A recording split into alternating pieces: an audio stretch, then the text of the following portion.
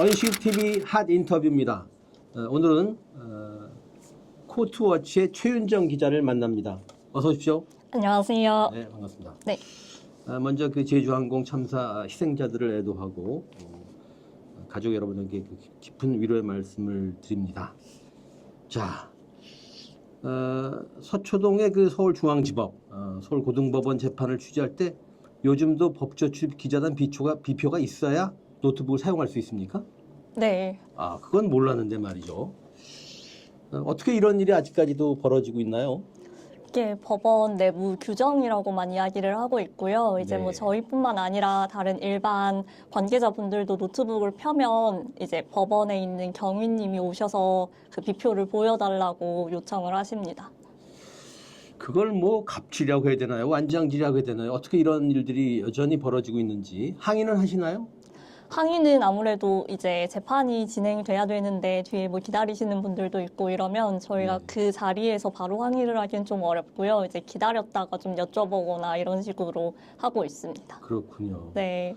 그렇다 보니까 뭐 소속된 언론사의 기자가 피고인으로 재판을 받을 때조차 네. 비표가 없으면은 기자로서 제대로 기록을 할 수 없다는 거지 않습니까? 네네. 그래서 이 때문에 뭐 속기를 배워야 하나 그런 고민도 하셨다고요? 네. 뭐 그냥 생각을 해보신 거죠?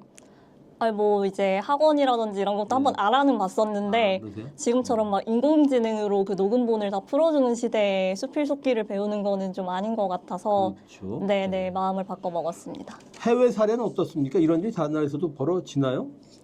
지금 저희가 제일 참고를 하고 있는 건 주로 미국 사례인데요. 이제 미국 네. 같은 경우에는 판결문뿐만 아니라 여러 가지 소송 기록들도 다 공개가 되어 있어서 이런 식으로 노트북을 못 쓰게 한다거나 이런 문제를 본 적은 네. 없는 것 같습니다.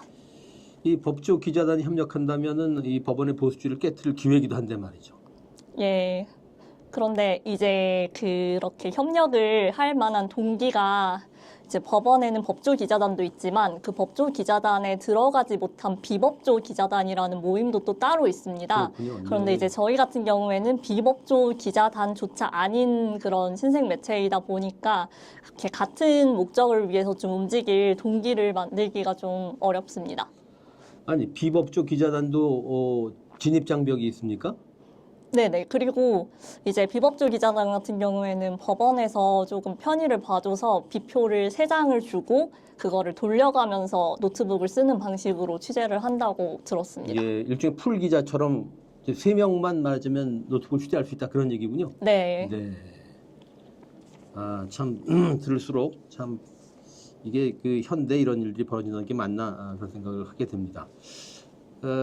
최근에 저희가 이제 그 이광철 전 청와대 민정비서관 인터뷰를 했습니다만 이분이 친검 기자 이렇게 이제 비판을 하지 않았습니까? 네. 이런 비판 수긍하시나요? 네.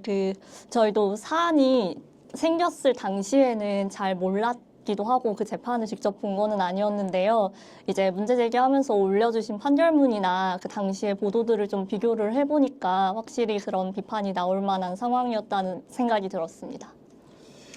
친검 기자 짐작이 갑니다만은 왜 친검 기자가 된다고 보시나요? 그것도 우선은 코트워치는 검찰청에 직접 들어갈 수조차 없는 독립 언론입니다. 그래서 저희가 만날 수 있는 검사는 재판에 들어오는 공판 검사밖에 없어서 이런 문제를 좀 피부로 직접 느껴본 적은 없는데요. 저희가 주로 하는 일은 재판 취재를 준비를 하면서 수사 과정에서 나오는 기사들을 많이 리서치를 하고 자료 조사를 하는데 그 과정에서 제일 눈에 많이 들어오는 게 검찰발 단독 보도들입니다. 그래서 이제 그런 보도들을 보다 보면 기자 입장에서는 검찰에서 주는 그런 좀 우리만 알고 있고 단독 가치가 있고 사람들이 주목할 만하면서도 다른 충분한 검증이라든지 취재 노력을 기울이지 않고 쓸 수 있는 정보를 좀 쉽게 기사로 쓰고 있는 게 아닌가라는 생각이 들더라고요.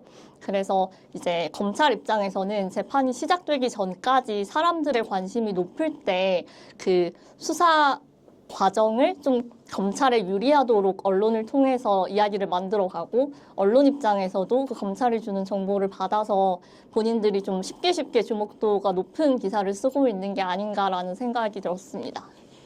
사실상 검찰이 그 친검 기자를 활용해서 언론 플레이를 하는 거라고 볼 수 있겠네요. 네네, 그렇습니다. 네.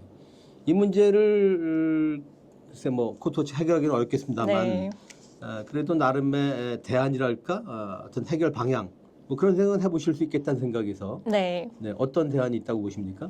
그래서 저희가 창업을 처음에 시작을 했을 때 내세웠던 컨셉 중에 하나가 이 검찰 수사 단계에 집중되어 있는 보도를 우리는 법원의 그 공판정으로 좀 옮겨와 보겠다는 것에서 시작을 했어요.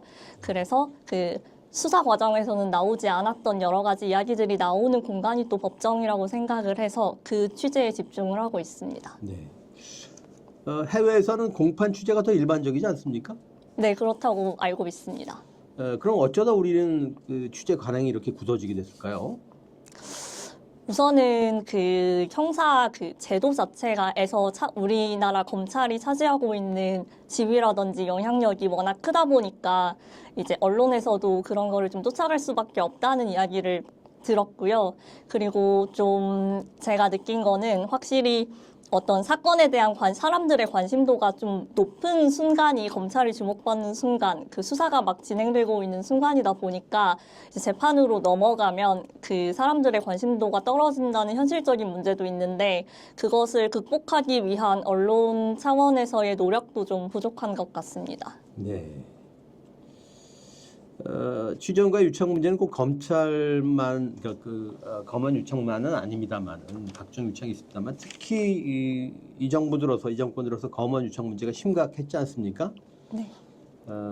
지금 맥락으로 설명을 좀 하셨습니다만은 구조적인 원인으로 더 꼽으실 만한 게 또 뭐가 있을까요? 그 서로 간의 어떤 이득을 위해서 공생하는 그런 것 이외에 또 다른 어떤 구조적인 문제 말씀하시는 걸까요? 혹시 그 사례로 좀 소개하실 만한 게 있습니까? 우선은 그 저희가 지금 제일 최근에 보고 있는 것은 대통령 윤석열의 내란 사태에 대한 재판 취재를 준비를 하고 있습니다. 네. 그래서 이제 그게 탄핵 심판이 시작이 되었고 곧 이제 내란죄로 기소가 되면은 그 형사 재판도 시작을 할 텐데 네. 지금 나오는 기사들을 좀 훑다 보면은 매체의 종류 상관없이 검찰발 수사 단독 기사들이 또 많이 나오고 있더라고요. 그래서 그런 측면에 있어서 지금 이 검찰 정권이 무너져 가는 이 시기에서도 그 검찰에서 나오는 수사 과정에서 어떤 진술을 확보했다, 어떤 증거가 나왔다, 이런 보도들이 굉장히 영향력이 아직도 크구나라는 걸 볼 수 있었습니다. 네. 검찰, 경찰 또 공수처 등의 그런 수사 경쟁 같은 것도 좀 체감하십니까? 네, 기사로 볼 때는 체감이 되고 있습니다. 네. 네. 알겠습니다. 요즘 들어서 뭐 일부 매체가 검찰이 아니라 법원을 대상으로 취재를 한다 이런 보도를 본 것 같습니다만은 실상은 어떻습니까? 그런 지적들이 몇 년 전부터 나오고 있는 거 맞고요. 그리고 어떤 뭐 연구나 이런 것들을 보더라도 기성 언론에서도 검찰에 배치했던 기자들의 일부를 법원으로 배치를 하는 경우가 좀 늘고 있다고는 합니다. 그런데 이제 저희가 느끼기에는 그거조차도 좀 한계가 분명하다는 생각이 들었는데요. 우선은 그 취재를 하는 관행이 이 법원을 출입처로 삼는 것 또한 그 이제 일선 기자들이 저희가 보기에는 너무 일단 바쁜 것도 있고요. 취재 관행이 하나의 재판을 듣더라도 그것을 진득하게 들을 수 있는 것이 아니라 뭐 중간중간에 다른 지시가 내려오면 또 나가야 하고 이렇다 보니까 한 사건을 좀 깊이 있게 처음부터 끝까지 쫓아갈 만한 그런 관행이 아직은 자리를 잡지 못하고 있는 것 같습니다. 그래서 법원 취재가 늘어나고 있다고는 하지만 아까 뭐 말씀드린 건 비표라든지 이런 취재 문턱의 문제도 있고요. 그리고 관행적으로 기사를 좀 단건으로 그날 어떤 야마가 될 만한 것만 뽑아가지고 써버리고 치우는 그런 것들은 계속되고 있어서 이것이 사건의 어떤 진실이나 본질을 보여주는 보도로까지는 연결되기가 좀 어려운 환경인 것 같습니다. 그러게요. 그러니까 법조 기자단이 뭐 숫자가 얼마나 되는지 모르지만 굉장히 많은 기자들이 참여를 하고 있을 텐데도 불구하고 뭐 경무에 시달리면서 제대로 취재는 안 되고 있는 실정이군요. 네네. 네. 아까 얘기한 그런 구조의 문제의 그 한 원인이 검찰의 언론 플레이고 또 사실 피의사실 공표가 일상적으로 이루어지지 않습니까? 네. 피의사실 공표 문제를 나름대로 어떻게 보십니까? 피의사실 공표 문제가 심각한 것도 맞고요. 그게 지금은 그런 일이 없지만 사실 딱 법적으로만 하면은 처벌까지 받을 수 있는 그런 범죄지 않습니까? 그런데 지금 만약에 꼭 필요한 수사 공개를 해야 할 만한 사람들이 다들 중요하다고 생각하는 수사에 대한 정보가 있다면 저는 그것은 어떤 시민들에게 이런 밀실에서 일부 기자들에게만 던져주는 식이 아니라 다른 정부 부처라든지 국회에 대한 접근 권한이 낮은 것처럼 수사기관에서도 좀 그런 공개적인 정보를 조금 더 늘려갈 필요가 있다고도 보입니다. 그러니까 그 법조 기자단에 대한 제한적인 브리핑이 아니고 더 네. 법을 범위해서 브리핑을 할 필요가 있다 이런 말씀인 것 같습니다. 네네. 네. 그런 문제 제기를 또 좀 해보시기도 합니까? 아직은 저희가 법원에서의 취재 문턱만 좀 낮추기 위한 거를 이제 시작을 하는 단계이고요. 네. 저희도 다 아직 새내기 기자들이라 조금 더 시간이 필요할 것 같기는 합니다. 네. 새내기 기자라고 하셨는데 이 몸담고 계신 코트워치가 1년여 전에 창간된 법조 전문의 비영리 독립언론 맞죠? 네, 맞습니다. 그리고 뉴스타파 함께재단이 탐사보도 교육과 독립언론 창업을 지원하려 만든 뉴스타파 저널즘 스쿨 출신 맞습니까? 네, 맞습니다.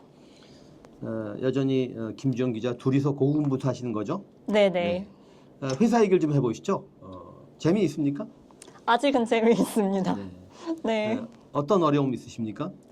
우선은 그 법원을 취재한다는 것이 저희는 주로 그 전략이 몸빵입니다. 그래서 이제 다른 기자들은 시간도 없고 한 사건을 처음부터 끝까지 보지를 못하니까 저희의 전략은 이제 무조건 엉덩이로 앉아서 재판을 1차 공판부터 뭐 판결이 나올 때까지 가는 게 저희의 컨셉, 제일 중요한 그런 컨셉이었고요. 그렇게 열심히 하고 있는데 아까 뭐 말씀드린 것처럼 노트북을 못 쓰는 순간들도 있고 또 기자석에 앉을 수가 없어서 한 번은 재판을 갔는데 일반 저희는 시민들과 같은 방식으로 방청을 하고 있는데요. 그 추첨에서 떨어져서 일찍 갔는데 현장석도 없다는 거예요. 그날은 이제 사람들이 너무 많이 와서 그래서 그 앞에를 봤는데 또 기자석은 몇 자리가 비어 있는데 출입 기자들이 올 때까지 그냥 비워두고 저희가 아무리 뭐 기자라고 이야기를 해도 들여보내주지 않는 날도 있어서 그런 날은 문에 대고 소리를 듣기도 하고 뭐 이런 일들이 좀 힘이 드는 것 같습니다. 그 기자석이 채워지지 않을 때는 앉을 수 있습니까? 아니요, 그때도 이제 명단에 있지 않으면 못 들어가고요. 이제 네. 다른 기자들이 올 때까지 그냥 비워두더라고요. 그런 의사결정의 주체가 누군가요? 그 법원 직원들이 주로 와서 이야기를 하는데요. 일단은 내규라고만 알고 있고 그 더 깊게 어떤 법적 근거를 가지고 그렇게 운용이 되는지는 저희가 취재를 지금 하는 중입니다. 네. 그런 방식의 취재가 내란 재판 때는 상당히 그 효과적일 것 같은 생각이 드네요. 집중적으로 하여튼 아까 몸빵이라고 하셨나요? 네. 그러니까 그 법정 내부에서 뻗치기를 하시는 거군요. 네네, 그렇습니다.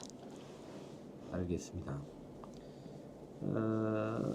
검찰 등 법조 나아가서 그 공판 관련 보도 많은 문제가 있을 거로 봅니다만은 그동안에 길지 않지만 그동안에 하여튼 그 경험을 바탕으로 할 때 어떤 문제점들이 좀 느껴지십니까?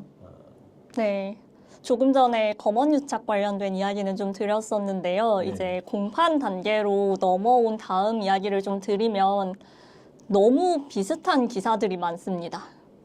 그래서 이게 그 재판에 주로 이 타이밍이 있는데요. 뭐 재판이 시작할 때. 그래서 뭐 피고인 누구가 본인의 혐의를 주로 부인하니까 누가 혐의를 부인했다. 그리고 이제 진행이 되다가 검찰이 얼마를 구형했다. 그리고 판결이 어떻게 나왔다. 딱 이 타이밍에 따라서만 기사들이 많이 나오기도 하고요. 중간중간에 기사들이 나오더라도 어떤 아까도 잠깐 말씀드렸지만 따옴표로 해서 뭐 누가 와서 이렇게 말을 했다. 지금 뭐 몇 시간 동안 재판이 진행이 되다 보면 거기서 굉장히 많은 이야기들이 나오는데 이제 일선 기자들은 좀 그 이야기거리가 될 만한 것만 하나 딱 잡아서 기사를 주로 쓰고 뭐 연합이라든지 이런 곳에서 주로 그걸 잡아주면 다른 작은 매체들에서도 다 그런 방향으로 따라 쓰는 경우가 많은 걸 저희가 많이 확인을 했습니다. 그래서 그런 문제가 좀 이 공판을 대하는 것에 있어서 제일 크지 않나 하는 생각이 들었습니다. 나름대로 그래서 어떻게 차별화하실 생각을 하시나요? 저희도 지금 여러 가지 방법을 많이 찾고 있는데요. 이제 매번 재판을 갈 때마다 최대한 좀 다양한 쟁점을 담은 그런 중계를 해보기도 했고요. 그게 아니라 아예 다 지켜본 다음에 뭐 예를 들면 오송 지하차도 참사 재판 같은 걸 저희가 처음부터 끝까지 다 들어가서 봤는데 다 보고 난 이후에 이 이야기를 그 오송 지하차도 참사에서 있었던 여러 가지 문제점들하고 엮어서 한 번에 그 이야기를 만들어 보기도 하고 좀 이 공판 보도 자체를 다르게 할 수 있는 방법을 계속 찾고 있습니다. 네. 그동안에 나름 보람이 있었던 주제도 있었을 것 같은데요. 몇 가지 사례를 좀 꼽아주시겠습니까?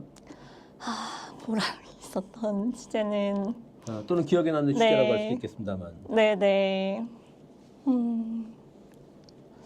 우선은 좀 기억에 남는 취재 같은 것은요, 이제 법정에 가면 기자들만 있는 것이 아니라 관계자분들 혹은 피해자 쪽이 됐든 피고인의 가족이 됐든 이런 사람들이 굉장히 많이 오세요. 그래서 이제 저 말고 제 동료가 주로 맡아서 가고 있는 재판이 있는데 저희가 사회적 참사 재판을 많이 들어가고 있습니다. 그런데 2022년도 12월에 방음터널에서 발생했던 화재 사건이 있었는데요. 제 동료가 항소심 재판에 갔는데 사람들의 관심도가 다 떨어져서 기자가 아무도 없었던 거예요. 그래서 이제 유가족분들이 오셔서 뭐 어디 기자냐, 지금 이제 거의 좀 항소심까지 왔으니까 좀 자포자기하는 심정으로 그렇게 지켜보고 있었는데 저희 기자가 매번 가서 재판도 듣고 뭐 여쭤보기도 하고 하니까 이제 본인이 직접 법원에 가서 소송 기록을 다 떼어서 보내주셨어요. 그래서 이제 저희는 너무 죄송한 게 네이버에 검색해도 나오지도 않고 기사를 아무리 저희가 열심히 써도 다른 어디 기성 매체에서 하나 나오는 것과 비교를 하면 영향력이 너무 떨어지는데도 불구하고 그렇게 저희랑 같이 취재를 만들어 보려고 하시는 걸 보고 굉장히 좀 더 열심히 잘 해야겠다는 생각이 들었습니다. 네. 꼭 써보고 싶은 기사 있으신가요? 꼭 써보고 싶은 기사요. 아직은 많이 부족하긴 한데요. 이제 재판 취재를 하다 보면 이것이 실제 사람들의 삶과 어떻게 연관이 되는지가 굉장히 중요한 것 같다는 생각이 많이 들어요. 그런데 아직은 법정 내부에 머무르는 기사 내용이 법정에서 나온 내용에 좀 머무르는 경우가 많은 것 같아서 앞으로는 좀 더 법정 안에서 나오는 내용과 실제 사람들의 삶이 어떻게 연결되어 있는지를 보여주는 그런 기사를 좀 쓰고 싶습니다. 네. 어느 법조 기자보다 재판을 많이 취재하셨을 것 같은 생각이 들어서 여쭤보는데 피해자 입장에 있는 사람들한테 좀 조언을 해주실 만한 게 좀 있습니까? 재판에 임하면서 네. 뭔가 좀 방어권 행사랄지 좀 나름대로 취재를 바탕으로 해서 조언을 하실 수도 있겠다는 생각이 들어서 아직 제가 조언을 들을 만한 그런 위치는 아닌 것 같고요. 네. 알겠습니다. 네. 사실 법조 기자단뿐만 아니고 기자차별은 기자가 하는 그런 오랜 관행이 있습니다. 네. 기자단 내지는 출입처 시스템에 대한 나름의 문제의식이 있을 법한데 네. 어떻게 느끼시나요? 최근에 이야기를 하나 이렇게 전해 들었는데요. 한번 알아보면 좋겠다고 연락이 왔는데 최근에 탄핵 심판이 시작되지 않았습니까? 근데 이제 탄핵 심판을 모든 언론이 취재를 하고 싶어 하니까 법조 기자단 말고 아까 말씀드렸던 두 번째 비법조 기자단에도 헌재에서 취재 편의를 좀 제공을 해주겠다고 연락이 왔다고 해요. 그런데 이제 뉴스타파가 비법조 기자단에 들어가고 싶다고 했는데 다른 매체들과 달리 여기서는 투표를 해야 된다고 했고 그 투표에서 이제 반대표와 찬성표가 동률이 나와서 뉴스타파가 못 들어가는 일이 있었다고 들었습니다. 그래서 이런 것들을 보면 이 비법조 기자단이라는 것조차도 이제 법조기자단으로부터의 차별을 받아서 그 차별을 받은 기자들이 만든 그런 집단인데 이런 집단조차도 그런 차별을 답습하고 있는 모습을 보면서 좀 안타깝다는 생각이 저희는 들었고요. 그래서 코트워치는 법조기자단이나 비법조 기자단에 들어가기 위해서 노력을 하는 미디어는 아닙니다. 네. 네, 그래서 저희는 그런 어떤 차별적이고 배타적이고 그런 문화에 좀 동의를 할 수가 없기 때문에 그 바깥에서 저희가 할 수 있는 취재로 최선을 다하려고 하고요. 네, 설사 그래서 아직까지 그런 일은 없었지만 정말 취재가 불가능해지는 순간이 오더라도 그냥 독자분들에게 좀 솔직하게 터놓고 우리는 이런 가치에 동의할 수 없어서 이런 법조기자단에 들어가는 것이 아니라 될지 안 될지는 아직 모르겠지만 이런 취재 문턱을 낮추기 위해서 노력을 하고 있고 그 결과 이렇게 뭐 취재가 어려워지는 순간도 있을 수 있다고 말씀을 드리려고 합니다. 그러니까 비법조 기자단마저도 진입 장벽이 높고 그게 또 기득권이 돼버렸군요. 네, 전 그렇다고 생각합니다. 네. 이른바 레거시 미디어 기자들에게 어떤 제안이랄까? 네. 뭐 좀 해보신다면은 어떤 얘기를 하시겠습니까? 우선은 그 레거시 미디어라고 해서 저는 문제만 있다고는 생각하지 않습니다. 저희도 이제 기사를 보다 보면은 좋은 기사들이 많이 나올 때도 있고요. 그리고 또 굉장히 빠르다고도 생각이 들었어요. 나오는 기사 같은 것들이. 그런데 이제 저희 입장에서 하고 싶은 제안이라고 한다면, 그 출입처 시스템에 안주하지 말자는 제안을 한번 드려보고 싶습니다. 저희 후원회원이기도 한 언론 연구자분이 한 분 계시는데요. 그분이 저희한테 해주신 말씀 중에 제가 좀 마음에 새기고 있는 말은 이제는 언론이 이렇게 고고한 섬처럼 어디에 혼자 이렇게 떠 있는 게 아니고 우리 사회 안에서 자리를 찾아야 된다는 이야기를 하셨거든요. 그래서 저희도 그렇게 하기 위해서 노력을 하고 있는데 그것에 가장 걸림돌이 되는 게 어떻게 보면 출입처 제도인 것 같다는 생각이 들었습니다. 실제 사회 안에서 자리를 찾기보다는 어떤 이 출입처라는 권위 있는 기관이 주는 그런 정보라든지 관점에 익숙해지기 쉽기도 하고요. 그래서 레거시 미디어 기자들에게 뭔가 제안을 할 수 있다면 좀 이 사회 안에서 자리를 같이 찾아가 보자고 만들어가 보자는 얘기를 하고 싶습니다. 네. 네. 아까 포털에서는 보기 어렵다고 말씀하셨는데 코트워치 어떻게 볼 수 있습니까? 네, 네이버나 구글 다음에 코트워치라고 치시면 홈페이지가 나옵니다. 거기서 네. 보실 수 있습니다. 네. 후원 모델입니까? 네, 100% 지금 후원으로 네. 운영하고 있습니다. 어떻게 후원할 수 있죠? 저희 홈페이지에 들어오시면 후원하기 버튼이 있습니다. 네. 네. 알겠습니다. 언시국 TV 핫 인터뷰 오늘은 최윤정 코트워치 기자를 만났습니다. 고맙습니다. 감사합니다.